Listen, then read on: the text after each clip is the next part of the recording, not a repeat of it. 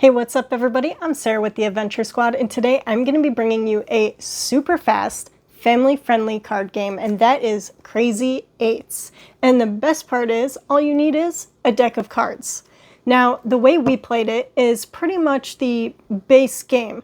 I didn't even know there were more variations or different rules that people played by until I actually did some research on it. So I'm going to start by showing you how we played when I was growing up, which is, as I said, just like the very basics. And then I'll also show you some of the variations so you can decide which you like best. So the way we played it when I was growing up was each game was just one round long. So whoever was the first person to get rid of all of their cards was the winner. However, there are variations out there where you can play over multiple rounds, and after someone goes out each round, the rest of the players would count up their cards, and those would be points. So after I go over the base gameplay, I will show you that variation and go over a couple of different rules. With that, let's jump on in and show you how to play Crazy 8's. To set up a game of Crazy 8's, the dealer deals 5 cards to each player. The deck of cards is placed in the middle of the table, and the top card is flipped face up. If the first card that is flipped up is an 8, we put that back in the pile and flip over the top card again. The object of the game is to be the first player to get rid of all of the cards from your hand. The player to the left of the dealer begins play. When you play a card, you must match the top card by either value or suit. So I could play either a 5 or a diamond. So we'll play this 4, just like that. This player will play their 9 of diamonds. This player has a 3 of diamonds. And now the player on the right does not have a 3 or a diamond, so they can use their 8 to change the suit. So they're going to change the suit to hearts. This player has a 6 of hearts that they can play. This player will play their queen. And now the player on the left does not have a card that they can play. They don't have a heart or a queen, so they must draw until they draw a heart or queen. Oh, there's a heart, so they can play that. This player will play their ace. And once again, this player must draw until they have either an ace or heart.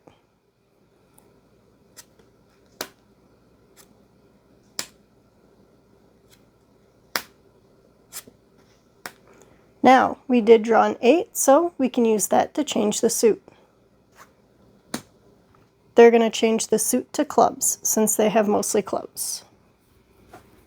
Unfortunately, this player has a club for their last card. So the player on the right would be the winner.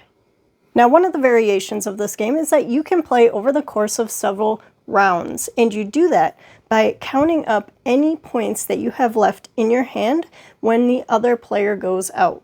So if we were going to play more than one round of this game, we would count up these points here. Point values are as follows. 8's are worth 50 points if they are still in your hand when another player goes out. Kings, queens, and jacks are worth 10 points. Number cards are worth their face value, so the 2 through 10, and aces are 1 point. So if we count up this hand here, we would have 10, 20, 30, 49 points. You would keep track of each player's scores, and when any player's score has reached over 100 points, whoever has the lowest points from all of their hands is the winner.